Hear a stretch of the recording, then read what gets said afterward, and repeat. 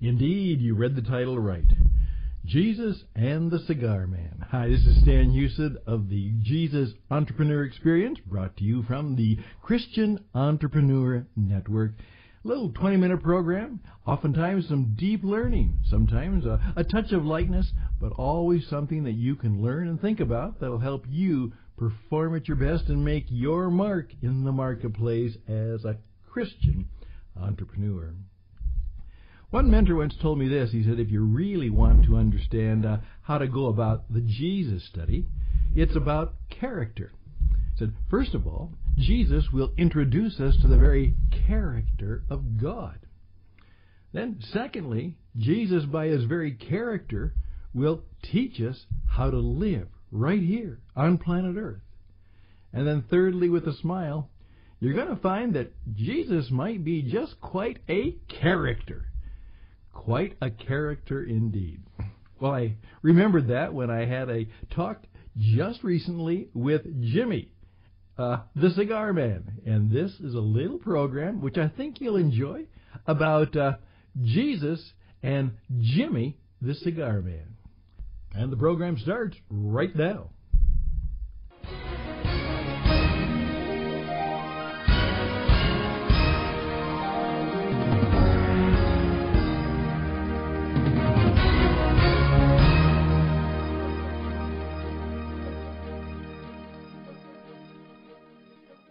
Well, again, from time to time, we sometimes go into a little bit of deep learning.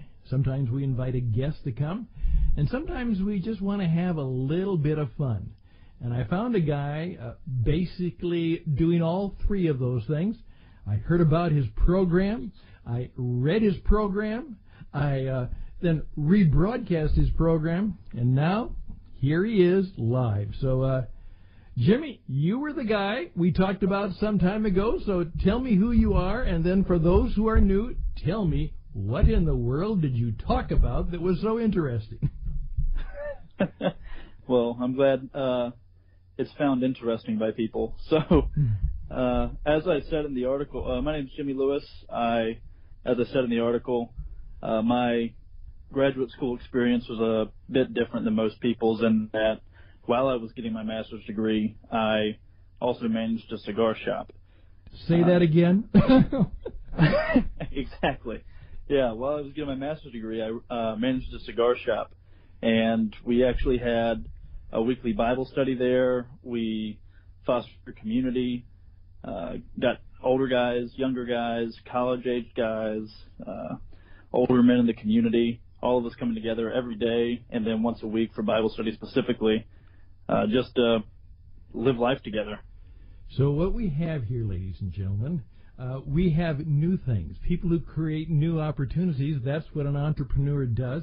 And so, Jimmy, it turns out that not only were you a business entrepreneur in graduate school, but you were doing that in a cigar shop. Now, let's wind the reel back. How did that happen? Yeah, actually, funny story. So if you read the article or listen to the other edition of the Jesus Entrepreneur Experience, where Stan graciously reads my article, you'll see that I went to a Christian school, actually, for my bachelor's and my master's degree, and we were prohibited from smoking cigars, from having any tobacco products, using tobacco products, any of that. And me and my buddies one night, our sophomore year, found out about an event going on at the cigar shop that I eventually ended up managing. And we went, we had dinner, we had our first cigars together as, brothers, being rebels together. And I won a raffle that night, actually, and got something from the cigar shop that I still have, actually, an ashtray. And so my friends actually didn't end up going back, but I loved the experience and loved the people we got to meet, the fraternity that seemed to happen instantly. And so I kept going back about once a month, and then about once every other week. And about a year later, it ended up being I was there every other night or every night.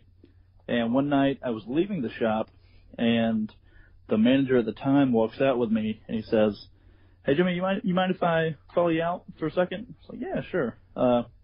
So he comes out and he says, "Jimmy, have you ever applied for a job here?" I said, "No, if I have, it's been a while, but I don't think so." He says, "I think you should."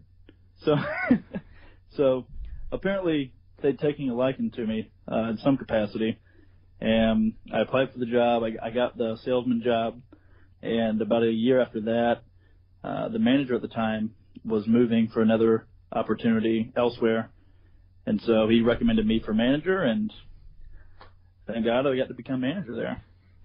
So that old joke of many, many years ago, I don't drink and I don't smoke and I don't chew and I don't go with girls who do, that was you, but it changed. Yeah, exactly. Well, okay, now, here you are now, you're managing a cigar shop, and obviously in many Christian environments, that's just, particularly the more conservative groups, that's just not something you're supposed to do for a living. You're not even supposed to do it for a life. And so correct, yeah, here you are, not only doing it for a living, not only are you smoking cigars, but you're actually selling them to other people, Yeah. So there you are doing that, making your living. Just tell us now, in just a fun way, but obviously a serious way, what were some of the experiences that you had that just kind of convinced you that this may not be conventional entrepreneurialism, but you know what? I think it's making Jesus smile. What happened? Oh man, there's a lot of stories, but actually, one that really sticks out every time I reminisce, I guess, on these memories is one day I came into work a couple hours before my shift. I think I just left one of my classes and came straight to the shop.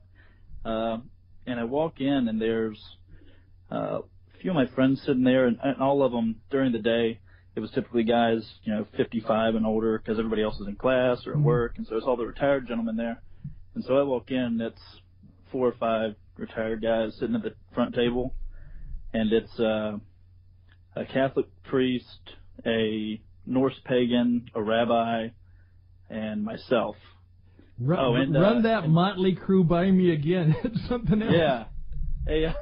Yeah. Catholic priest, Norse pagan, an atheist, actually I forgot, and myself and a rabbi.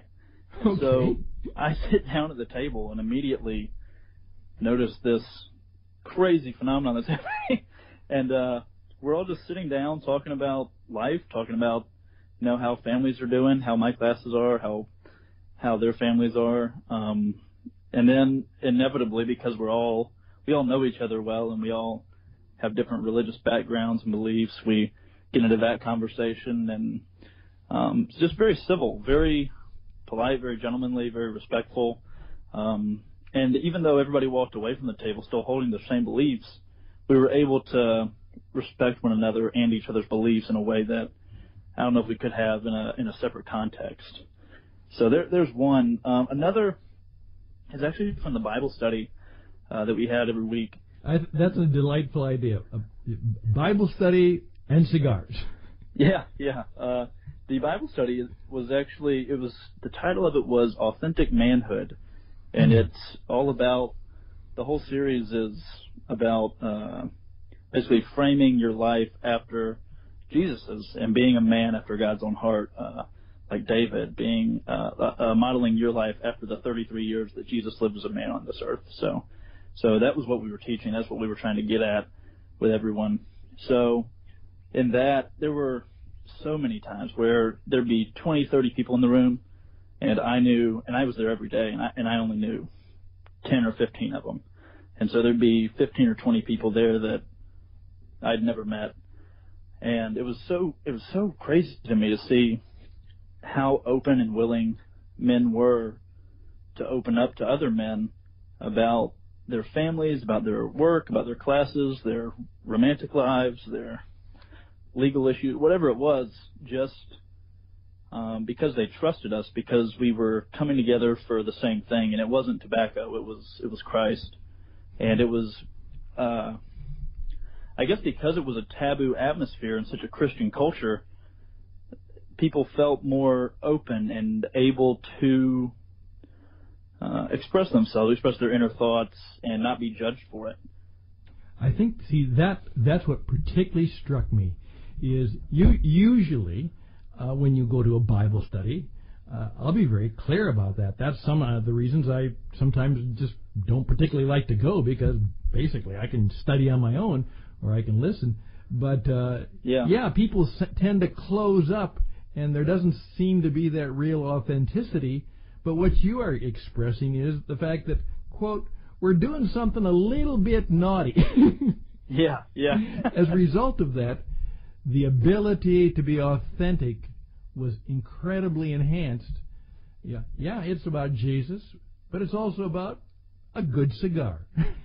Yes, exactly. And I guess because we came together in that way, and with the open understanding of we're all men seeking to be better men for the glory of God. Our ultimate end goal isn't to be disobeying the rules of our common culture, which is, modern conservative Christianity, by smoking tobacco, and being off campus or whatever. It was we're all coming together so that we can learn how to be men after God's own heart, and that was truly the aim of everything we were doing. So. Well, one of the reasons I wanted to feature, and Jimmy, you're going to be invited to come back from time to time, okay? Well, thank you. Yeah. Because what we want to do is we want to create kind of a radio community, or an entrepreneurial community. Entrepreneurialism is, we believe, God's call to create new things. Oftentimes, it may not be a new business, but it might be. But new relationships, new ways of viewing things.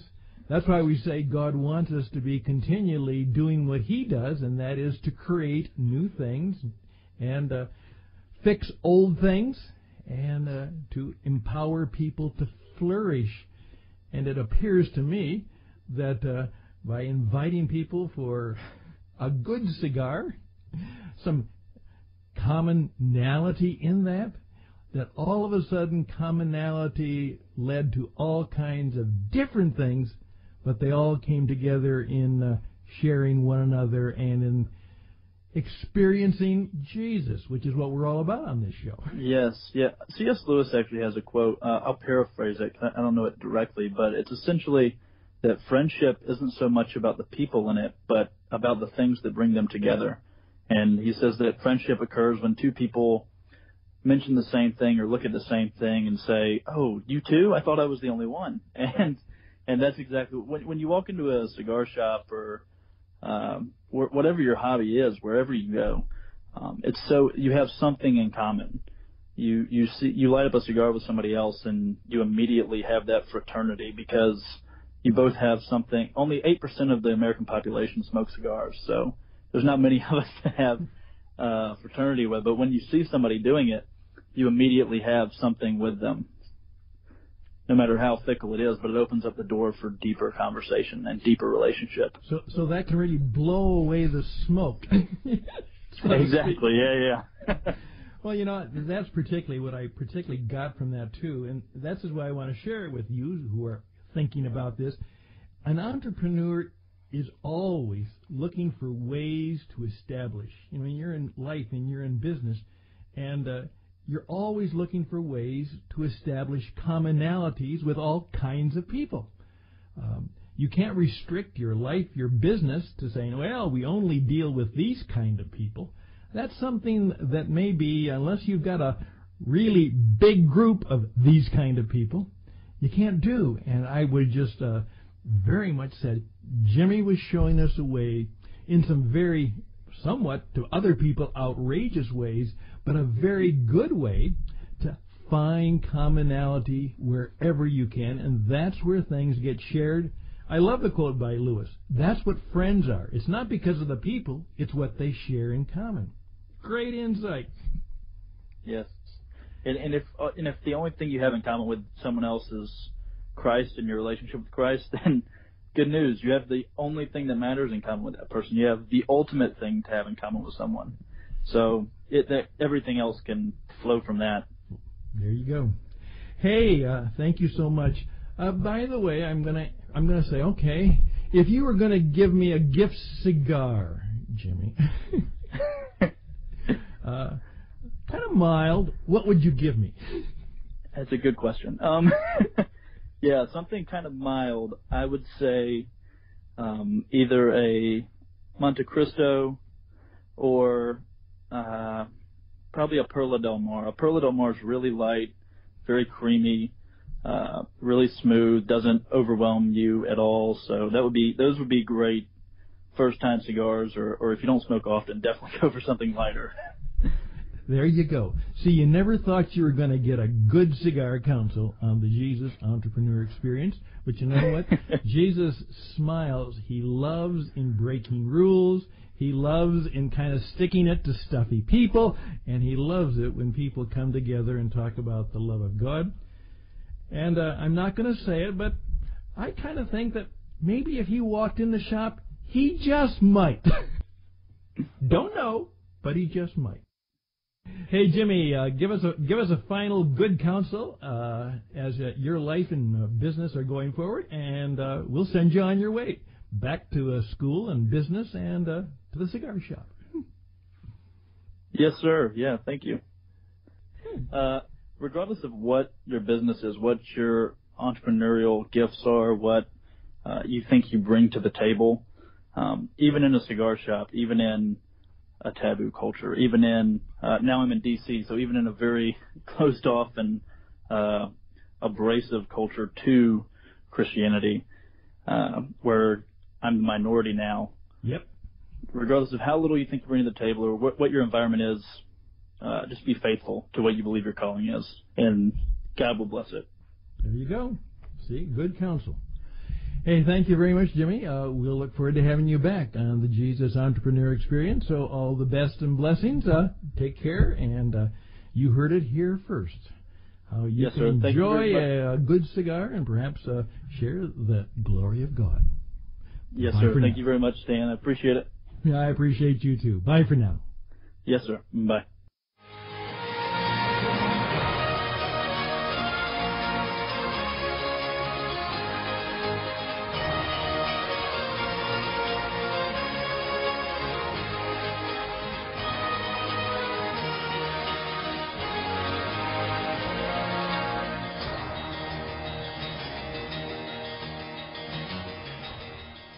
Again, as my mentor said, Jesus will show up in the craziest places, doing the craziest things, and with people that you're really surprised he spends time with.